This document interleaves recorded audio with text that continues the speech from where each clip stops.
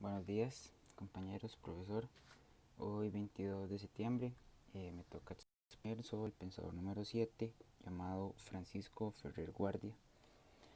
Bueno, empezamos con la primera cita eh, como motivación, que dice que la escuela moderna es fundamentalmente antidogmática. No aceptamos ningún tipo de dogma que la razón no nos aconseje. Solamente aceptaremos las soluciones demostradas por los hechos, las teorías rectificadas por la razón y las virtudes confirmadas con pruebas específicas. El espíritu racionalista no acepta nada que no ha sido demostrado por la razón. Es una frase de Francisco Ferrer y Guardia, que es el pensador que me correspondió. Entonces, tal vez el compañero Brandon Alvarado y la compañera Ariana Bonilla nos puedan comentar algo acerca de esta cita.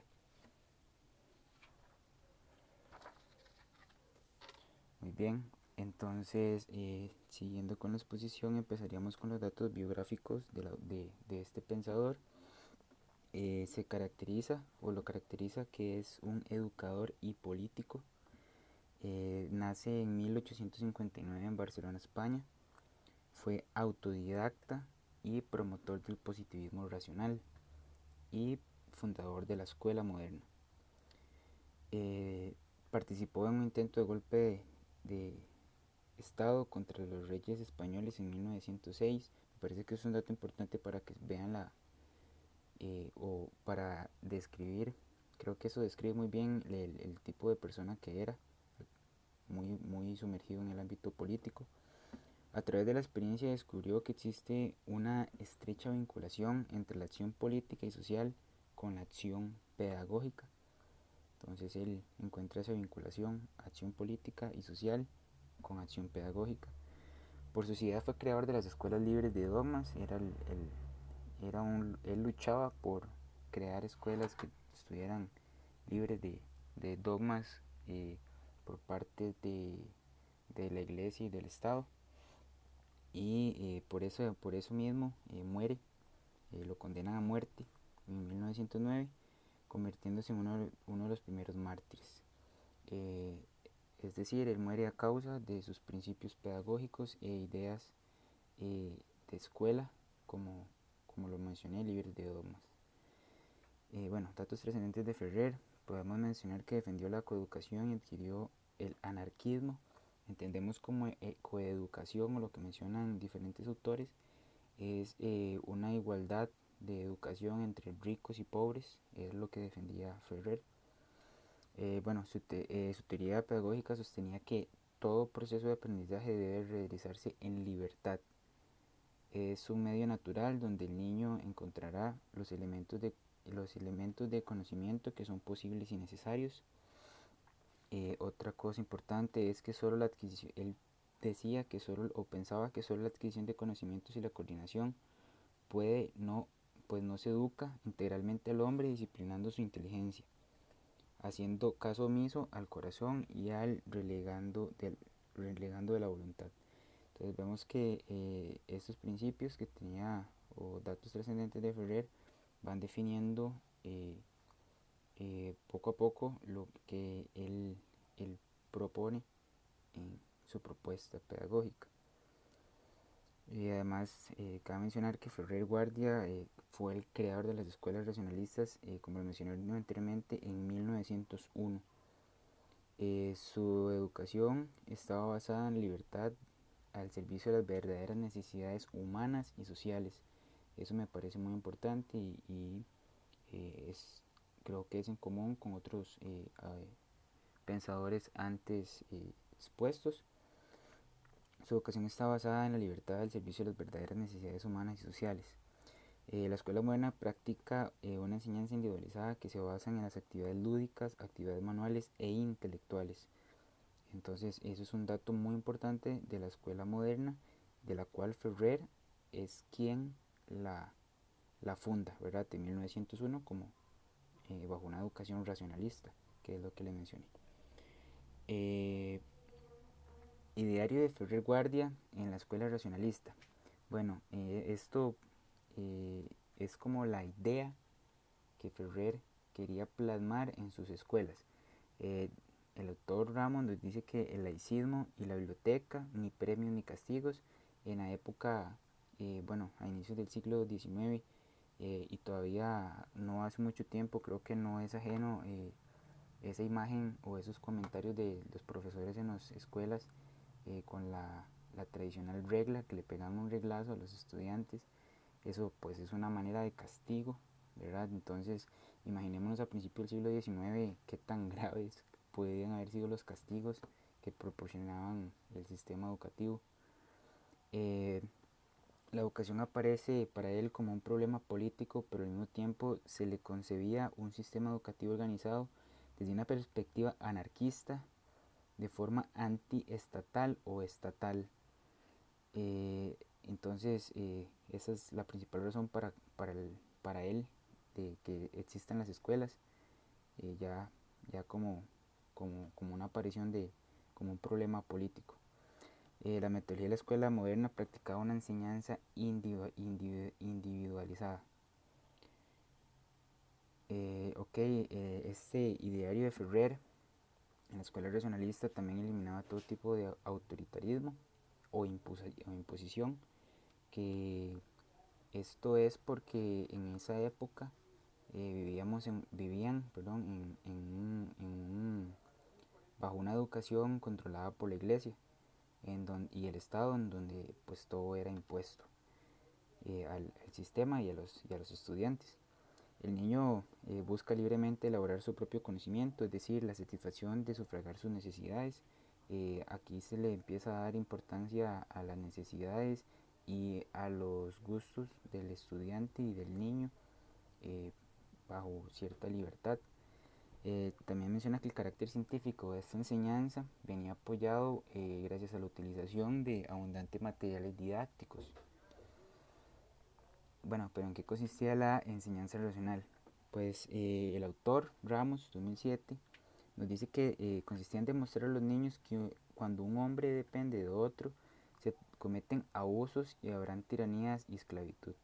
Estudiar las causas que mantienen, así como estudiar las causas que mantienen la ignorancia popular. Entonces eso era lo que venía dirigida a la enseñanza racional.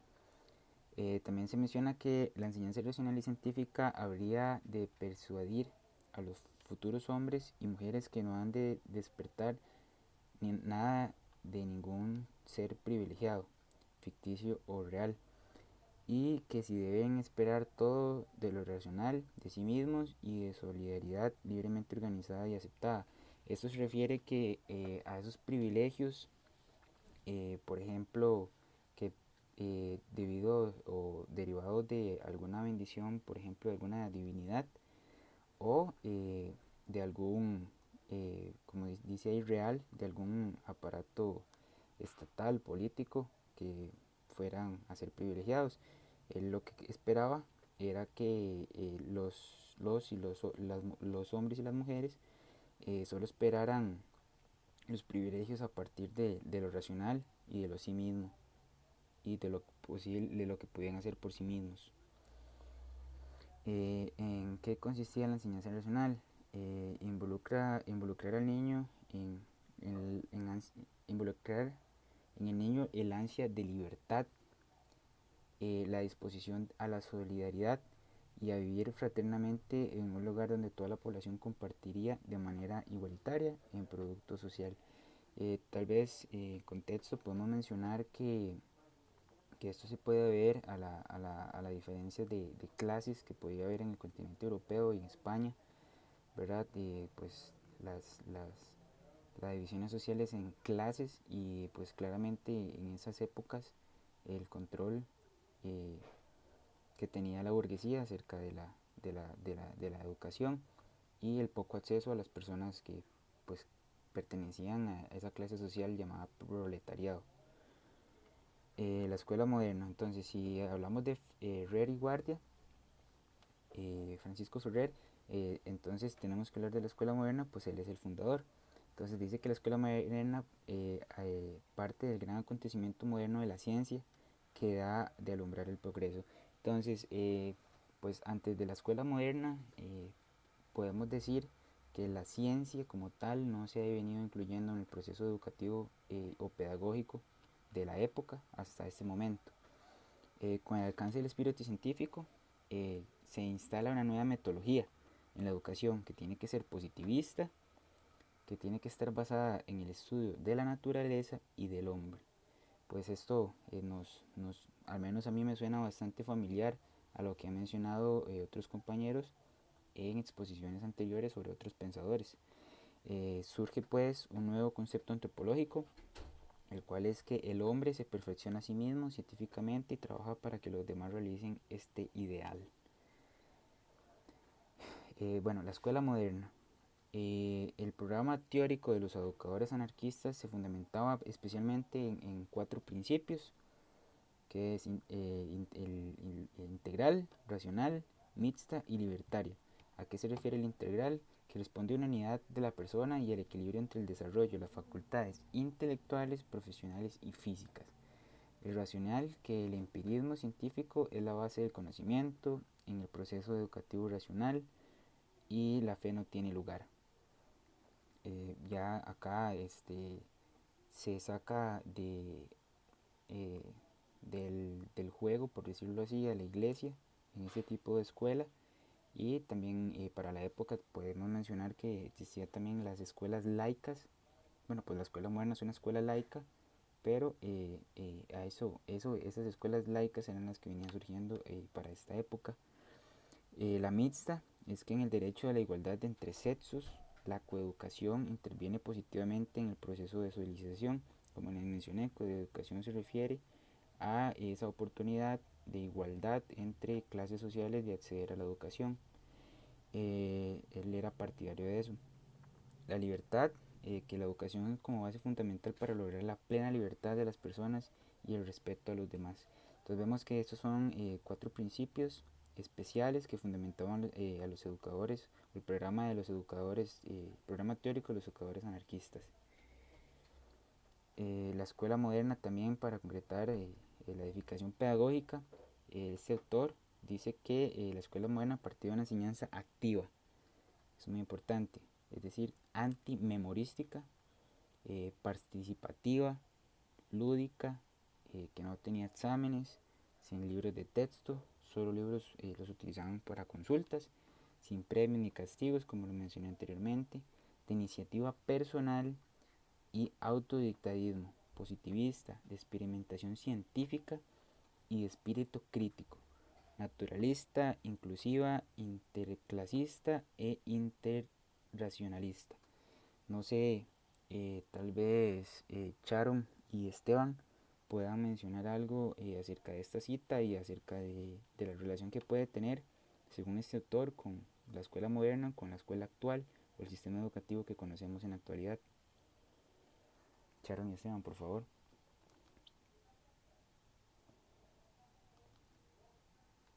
Muy bien.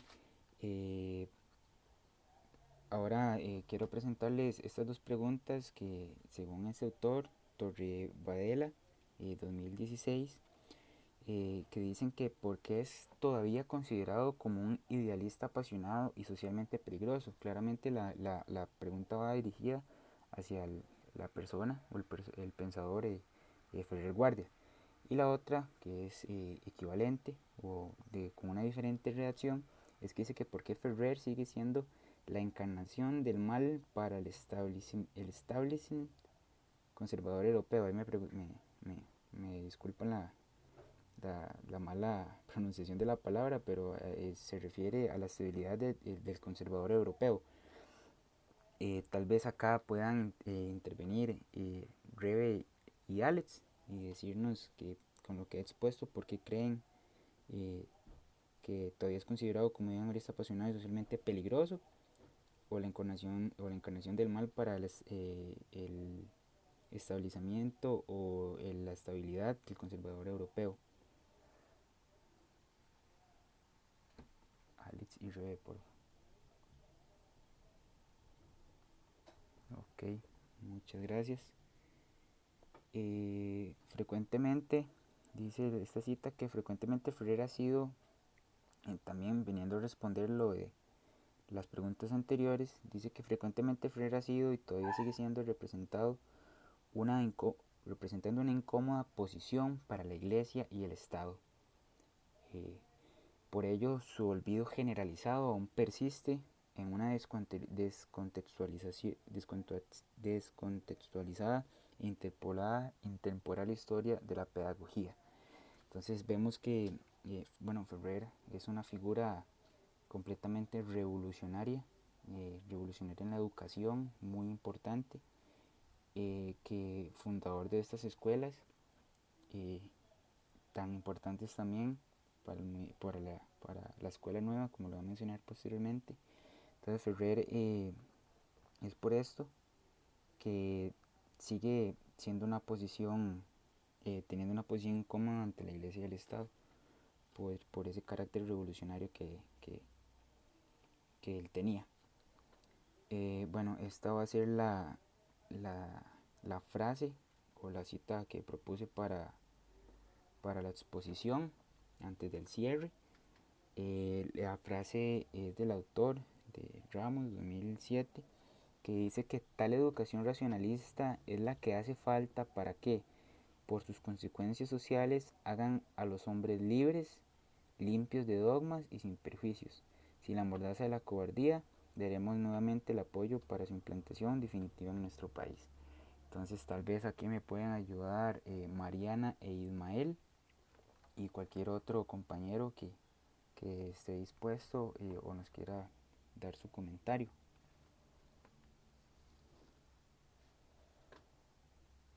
Ok, muy bien. Entonces para cerrar mi exposición, quiero hacer referencia a la escuela nueva, que es un poco lo que hemos trabajado, hemos aprendido en el curso. Y es que este autor nos dice que si el consenso historicista afirma que el movimiento de renovación pedagógica, lo que nosotros conocemos como la escuela nueva, se inicia en Barcelona en 2001 con la puesta en marcha de la escuela moderna de Ferrer. Esto nos dice este autor. Entonces vemos cómo tiene una relación directa con la escuela nueva y todo lo que esto conlleva y ha aportado a la educación. Entonces, pues este autor es de suma importancia en la historia del desarrollo de la escuela nueva. Y eso sería, muchas gracias, y aquí está mi lista de referencias. Muchas gracias por su atención.